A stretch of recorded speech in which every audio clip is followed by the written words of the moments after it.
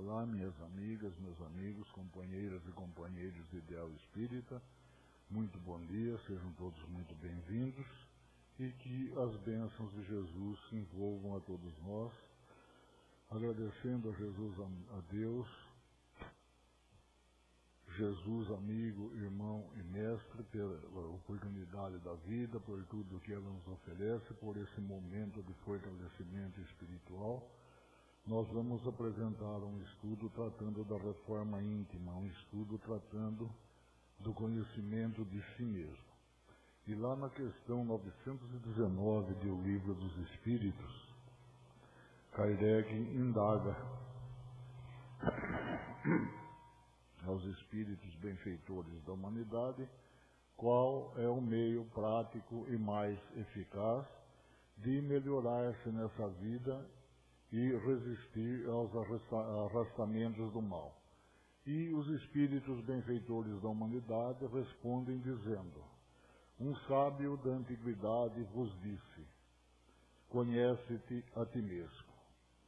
E afirmam os historiadores que esse pensamento, conhece-te a ti mesmo, surgiu na Grécia, ainda na época de Sócrates, mais ou menos 400 anos antes de Cristo. E um amigo de Sócrates, curioso em saber se poderia haver em Atenas alguém mais sábio do que ele, consultou uma pitonisa, que era o nome dado às sacerdotisas de Apolo, e dirigiu então a ela essa pergunta e recebeu a resposta que não havia em Atenas nenhum homem mais sábio do que Sócrates.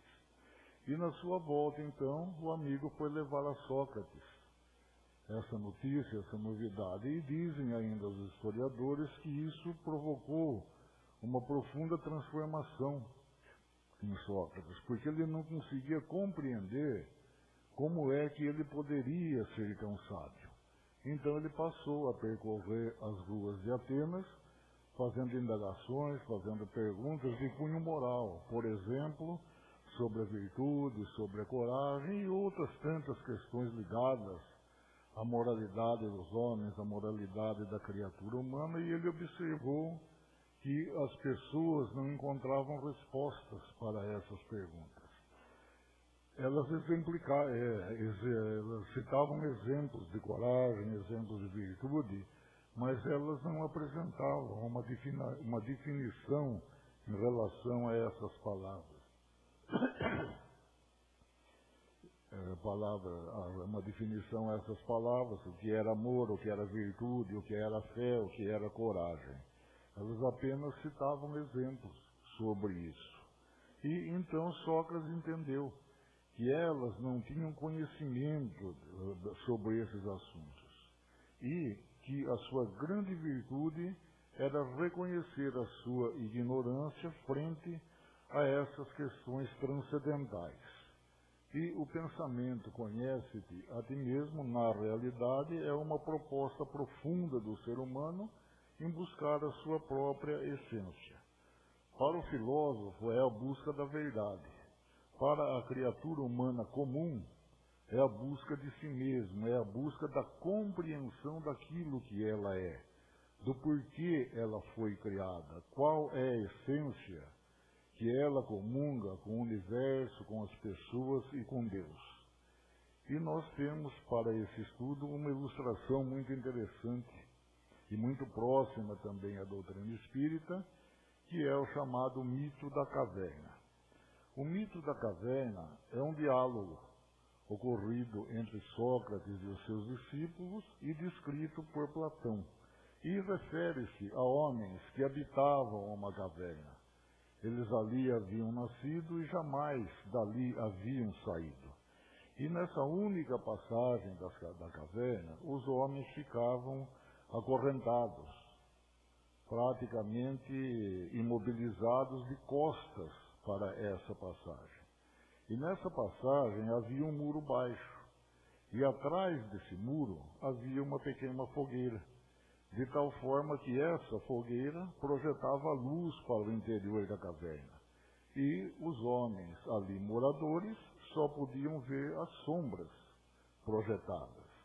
E toda a vida deles se resumia a isso, a ver a sombra dos habitantes da caverna e dos habitantes de fora da caverna, que sempre que passavam perto desse muro tinham a sua sombra projetada para o interior da caverna, assim como chegava também o som pelo eco do barulho que se fazia no mundo exterior.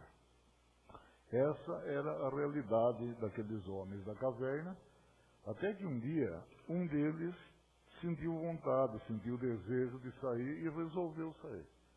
Com muita dificuldade, ele rompeu os grilhões que o aprisionavam à escuridão da caverna e lentamente caminhou para a sua única passagem e conseguiu libertar-se.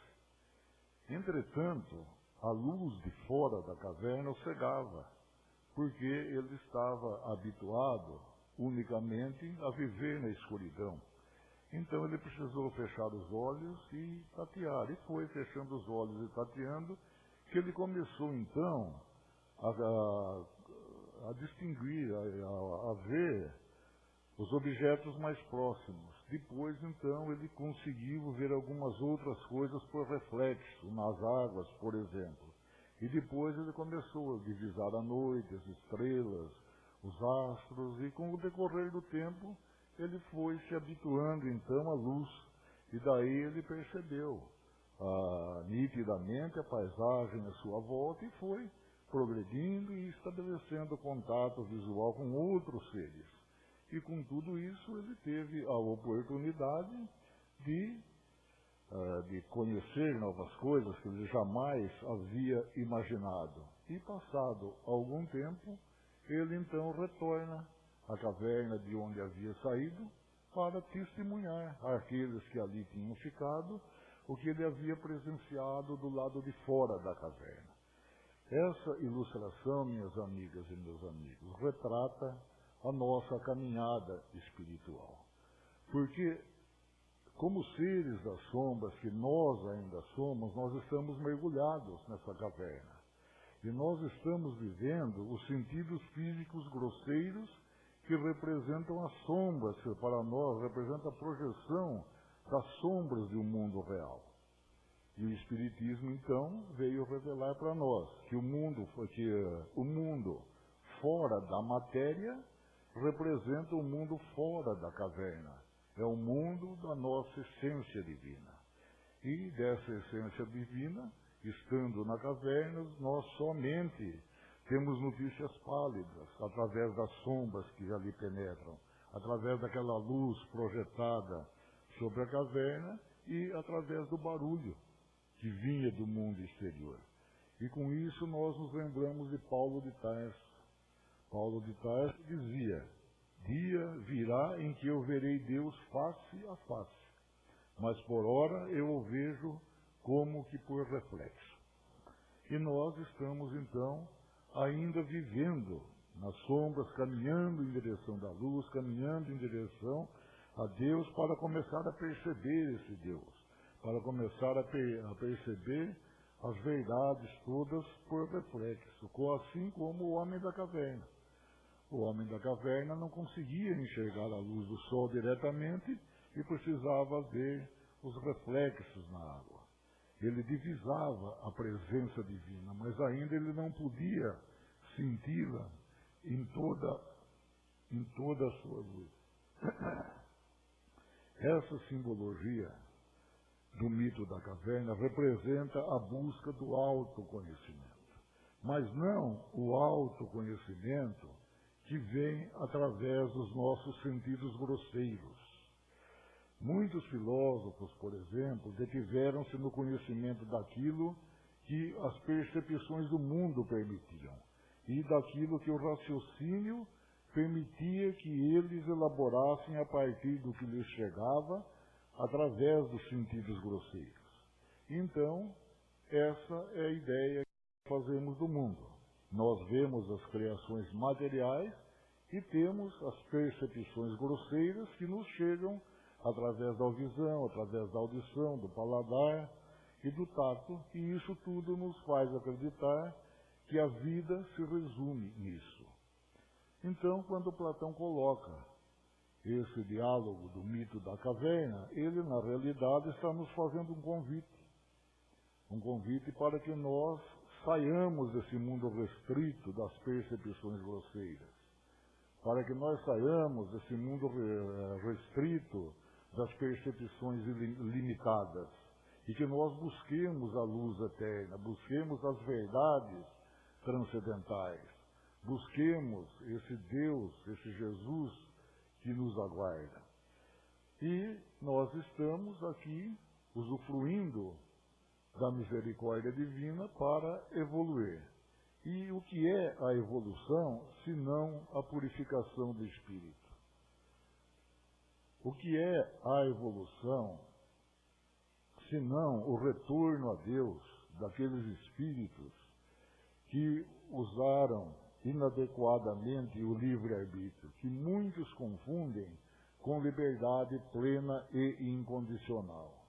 Livre-arbítrio não significa liberdade plena e incondicional. Livre-arbítrio representa liberdade de escolha, escolhas pelas quais nós iremos responder. Se isso significasse liberdade plena e incondicional, Jesus não teria dito: conhecereis a verdade e a verdade vos libertará. Porque carregar em si o livre-arbítrio não significa necessariamente conhecer a verdade. A criatura humana, pelo mau uso do livre-arbítrio, torna-se escravo das paixões, dos enganos e das ilusões. E é justamente pelo mau uso do livre-arbítrio que nós estamos aqui há séculos, revivendo as mesmas experiências, pelas falhas do passado e pelos erros do presente. Minhas amigas e meus amigos, vamos fazer bom uso do nosso livre-arbítrio, vamos utilizar o nosso livre-arbítrio corretamente e nos libertarmos então dos grilhões que nos prendem à escuridão, assim como fez aquele homem da caverna. Vamos nos libertarmos dos nossos vícios, dos nossos defeitos, dos nossos preconceitos. Isso é a reforma interior. E não há como realizar essa reforma interior se nós não localizarmos, não identificarmos em nós as distorções, as nossas imperfeições a serem corrigidas. O ego, a nossa falsa noção do eu, é muito hábil em criar subterfúgios para nos enganar. A mente cria uma série de raciocínio para que nós possamos continuar com o nosso comportamento, continuar com a mesma conduta que nos tem prendido à sensualidade, à paixão e aos vícios. Então, minhas amigas e meus amigos, a reforma íntima que o Espiritismo propõe e que Jesus veio nos ensinar o caminho, significa a grande proposição não só do Espiritismo, mas também a grande proposição da vida. E como modelo dessa transformação, entre tantos outros nomes que nós poderíamos citar, nós vamos destacar Santo Agostinho, que inclusive tem uma profunda vinculação com a doutrina espírita e representa para nós o símbolo dessa reforma, o símbolo dessa transformação, porque com os mesmos defeitos nossos, com os mesmos vícios, com as mesmas dificuldades, ele conseguiu suplantar os condicionamentos infelizes. Primeiro, pela confissão de todos os seus erros, não a um padre, não a uma instituição, mas diante da sua consciência. E nada lhe passou despercebido. Os seus problemas com a sensualidade, os seus problemas com as paixões carnais, com a soberba e com o orgulho. E nós temos ainda a figura regenerada de Saulo. Saulo que se transformou em Paulo de Tarso, que nos 3 anos que passou meditando no deserto, provavelmente tenha feito as suas confissões, tenha feito o inventário do seu comportamento até aquele momento, preparando-se para a tomada, para o início de uma nova caminhada. E isso nos traz mensagem que para nós realizarmos a nossa reforma interior, nós temos que antes estarmos no deserto. Estarmos no deserto no sentido de estar a sós conosco mesmo. Sairmos da perturbação mundana para poder então nos concentrarmos em nós mesmos e localizarmos em que precisamos melhorar. E nós trouxemos um pequeno trecho do livro Confissões de Santo Agostinho para que as amigas e os amigos possam sentir em si a beleza de quando o espírito vai conseguindo adquirir, vai vendo novas realidades. E ele diz assim: entrei e vi com os olhos da alma, acima desses mesmos olhos, acima da minha inteligência, a luz imandável, não essa vulgar e visível a todos os olhos de carne, em outra do mesmo gênero, embora maior, era muito mais clara, enchendo com a sua força todo o espaço.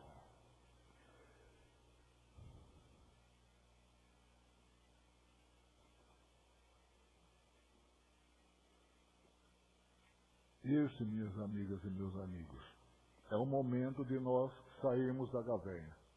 É o momento de nós divisarmos uma realidade que nós não estamos habituados a ver. Porque na nossa prisão, na escuridão da caverna, nós não temos essa claridade. Mas, com a proposta do conhecimento de si mesmo, nós podemos divisar a luz interior que existe dentro de nós. E lá no início da nossa fala, nós nos referimos à questão 919 do Livro dos Espíritos, quando Kardec indaga aos espíritos benfeitores da humanidade qual é o meio prático e mais eficaz para se melhorar nessa vida e resistir aos arrastamentos do mal. E os espíritos benfeitores responderam dizendo: um sábio da antiguidade vos disse, conhece-te a ti mesmo. E Kardec, então, desdobra essa indagação para saber como poderíamos identificar esse caminho, perguntando: compreendemos toda a sabedoria dessa máxima, porém a dificuldade está precisamente em conhecer a si mesmo. Qual é o meio de o conseguir? Então, Santo Agostinho responde dizendo o que fazia quando estava na Terra. E nós temos aqui em destaque alguns pontos das suas atitudes, da sua conduta. O primeiro deles é que ele se interrogava todas as noites para saber se havia faltado algum compromisso naquele dia. E esse, minhas amigas e meus amigos, é um compromisso que todos nós devemos ter. Todos os dias nos perguntarmos se desde o momento que nós despertamos, nós cumprimos todas as nossas obrigações. Porque muitas pessoas não compreendem exatamente a noção do dever. Muitas pessoas entendem que o dever se restringe a unicamente cumprir as obrigações que a sociedade convenciona para nós. Mas existe um dever superior a isso. Diante das pequenas coisas é que nós temos determinadas obrigações, seja na nossa família, com nossa esposa, com nossos filhos, no trabalho, na via pública, nos momentos de lazer com nossos amigos. São pequenas coisas que constituem o bem que nós podemos fazer aos nossos semelhantes. E outra coisa que o preocupava muito é se ele havia dado motivo a alguma queixa contra ele, por alguma resposta indelicada, por alguma invigilância, por alguma imprudência. E nós, quantas vezes as nossas preocupações, o nosso mau humor, nos leva a adotar atitudes, leva a adotar e deixar passar atitudes inconvenientes, às vezes ferindo a sensibilidade dos nossos semelhantes. Ele analisava ainda tudo o de bem que ele havia feito para as pessoas, para a humanidade, para a coletividade, e também todas as ações que pudessem redundar em algum mal. E aí então nós nos vamos lembrar do Livro dos Espíritos, que nos orienta que existe o mal que redunda do bem que nós não fazemos. Nós podemos não fazer o mal, mas o fato de não ter cumprido o nosso dever, fazendo o bem que poderíamos fazer, fazendo o bem que está ao nosso alcance, redunda no mal. E ele analisava ainda a possível prática de algum ato censurável, colocando-se no lugar do outro. Essa, minhas amigas e meus amigos, é uma forma de nós nos esquivarmos do ego.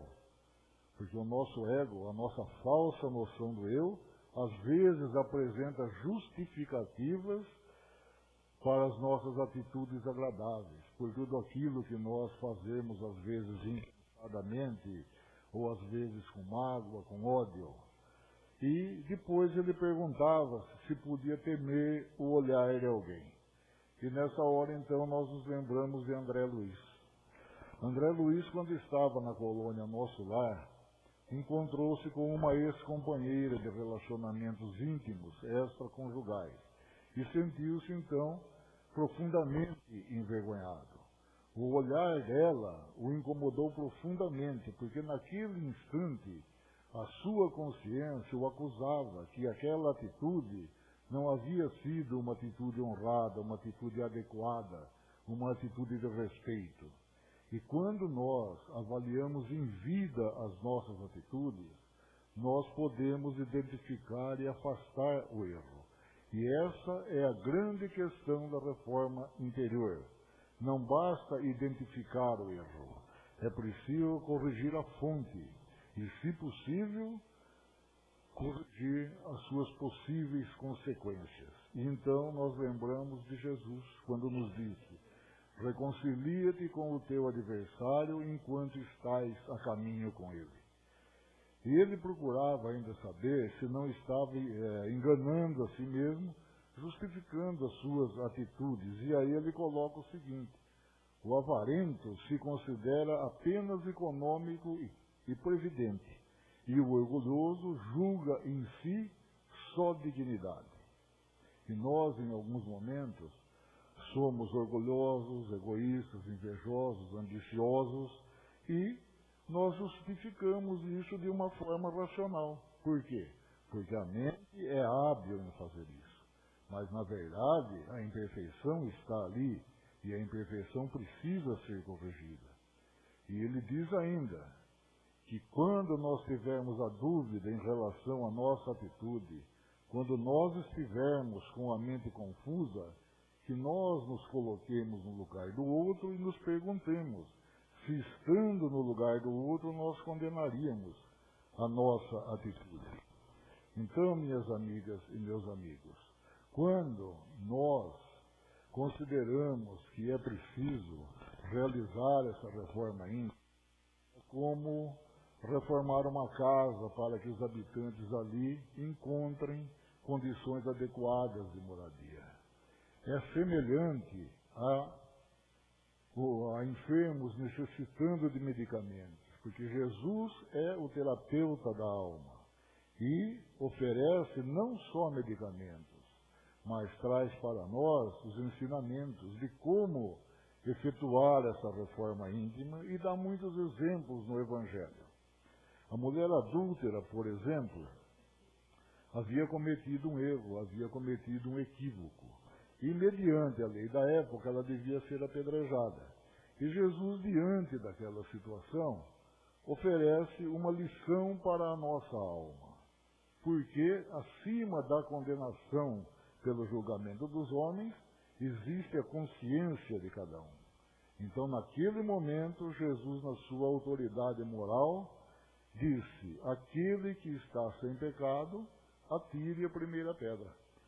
E essas palavras levaram a cada um daqueles acusadores a fazer um inventário da sua consciência no sentido desse delito, a respeito desse delito. E isso é uma lição para a nossa alma, porque nós vamos começar a entender que às vezes a vida age reflexivamente para nós. Quando nós olhamos, por exemplo, no olhar dos nossos amigos, dos nossos companheiros, no olhar do nosso irmão, nós nos incomodamos com as suas imperfeições. Então nós o julgamos e condenamos. E Jesus habilmente nos alertou a respeito quando disse: porque olhas o cisco no olho do teu irmão e não vês a trave que está nos seus. Quando nós olhamos nos olhos de alguém, o que nós vemos na realidade nada mais é do que o reflexo da nossa imagem. Então, quando nós enxergamos o cisco no olho do nosso irmão, no olho do nosso amigo, na verdade nós estamos vendo a trave que existe no nosso olho sendo ali projetada. E nas outras pessoas, as imperfeições que mais nos incomodam são justamente as imperfeições que nós também carregamos. E nós condenamos o nosso irmão ao abandono, esquecendo-se que ele está ali para apontar as nossas falhas, os nossos erros. E nesse momento, Jesus é sublime. Ele diz: perdoa, compreende e tolera o seu semelhante. Quando nós detidamente nos debruçamos sobre o Evangelho, ele nos dá a oportunidade de identificar as nossas imperfeições. E, identificando as nossas imperfeições, nós vamos encontrar na fé e na oração as forças que às vezes nos faltam. Então, minhas amigas e meus amigos, para encerrar, nós gostaríamos de falar de uma passagem muito interessante de Jesus, registrada pelo evangelista Mateus, no capítulo 16, onde Jesus pergunta aos seus discípulos: quem dizem os homens ser o Filho do Homem? E eles disseram: uns dizem que é João Batista, outros Elias, outros Jeremias ou um dos profetas. E Jesus então indaga: e vós, quem dizeis que eu sou? E Simão Pedro, respondendo, disse: tu és o Cristo, Filho de Deus vivo. E naquele momento, então, Jesus, abençoando as palavras de Pedro, faz uma divisão importante entre a personalidade e a individualidade. Porque quando nós falamos em nome, João Batista, Jeremias, Elias, nós estamos falando de personalidades. Mas quando nós falamos do Cristo, Filho de Deus vivo, nós estamos falando na luz interior que existe em nós. E é nessa busca do Cristo, Filho de Deus vivo, que está a dimensão da reforma interior que nós devemos realizar. E nós devemos também nos perguntar: o que eu acho que sou? O que dizem que eu sou? O que é que eu aparento que sou? Porque em alguns momentos o que nós demonstramos para as outras pessoas não é aquilo que realmente somos. É aquilo que nós gostaríamos de ser ou aquilo que aparentamos ser. Mas a grande pergunta, da qual nós buscamos a resposta, é: o que realmente eu sou? E nós só vamos apreciar a resposta dessa pergunta através da reforma interior, através desse inventário de Santo Agostinho, através da busca do Cristo, Filho de Deus vivo em nós. Vamos então, minhas amigas e meus amigos, nos preparar para a segunda parte do nosso trabalho, que é a recepção do passe, elevando a Deus Pai a prece que Jesus nos ensinou. Pai nosso que estás nos céus, santificado seja o vosso nome, venha a nós o vosso reino, seja feita a vossa vontade, assim na terra como no céu. O pão nosso de cada dia nos dai hoje, perdoai as nossas dívidas, assim como nós perdoamos os nossos devedores, e não nos deixeis cair em tentação, e livrai-nos de todo o mal. Assim seja. Muita paz, amor, harmonia, e que as bênçãos de Jesus permaneçam em nós.